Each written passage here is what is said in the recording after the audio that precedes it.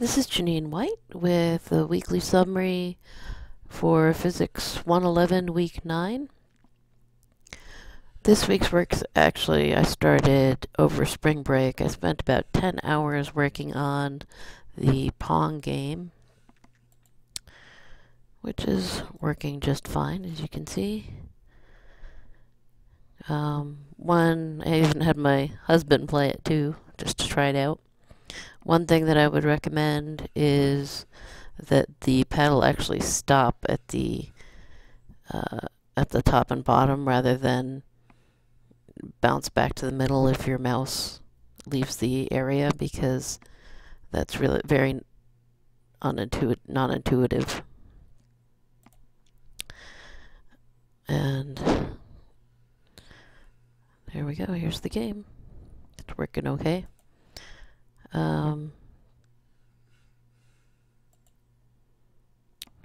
Shows the score. I did some things to keep it readable and moving. I used a lot of defs to keep the code readable. I also did comment quite a bit on my code,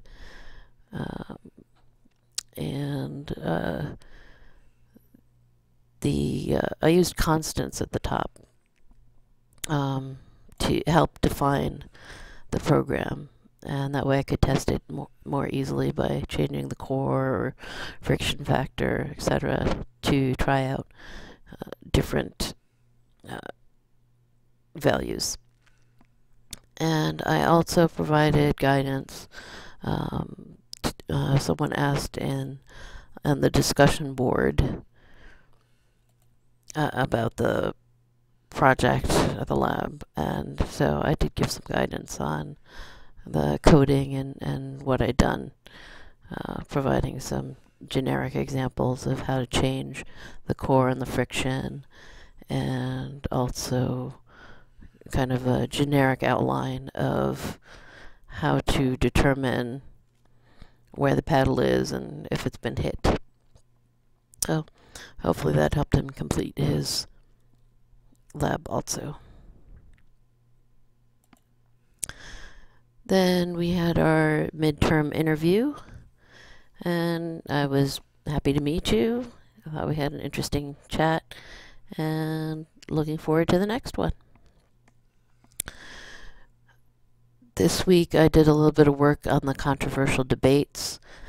I added 2 arguments under the 911 World Trade Center debate. Actually, neither of which I actually believe, but were interesting arguments. One was that the World Trade Center collapsed in a free fall, which is not consistent with having support from the lower floors, with an article cited. And then in terms of the World Trade Center actually being collapsed, I found some interesting another interesting theory that, again, I don't believe, but about the reptilian Illuminati conspiracy being actually responsible for the World Trade Center collapse.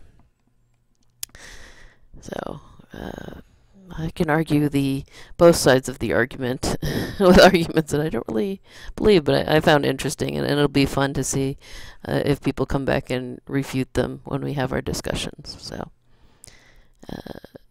then also I provided a neat resource for the acceleration page of the physics hypertextbook. So that's and I did read several of the other suggestions for neat resources. James, actually, I really enjoyed his because it prompted me to think more about acceleration and slowing down versus speeding up. And so I ended up going through an analysis and getting it straight in my head. So that was actually really helpful this week. Then I also completed the lab, the fan cart lab. I did have trouble getting that started, just technology issues with the QuickTime movies. Initially, it wouldn't recognize it at all. Then I did download the QuickTime player, and it worked. But then the only way that I could actually get it into Tracker couldn't open the files. I had to go to the files themselves and use an open with and specify Tracker as the program to open them, and then Tracker opened them. So I don't know why it took that to do it, but that's what it took.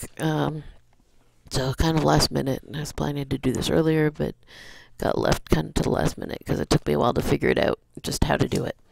My notes, as always, are uploaded to Google Docs for the week, as well as the lab report sections of the chapter are included in that. So I will leave a link to that in my comments, so it's easy to get to. Thank you very much. And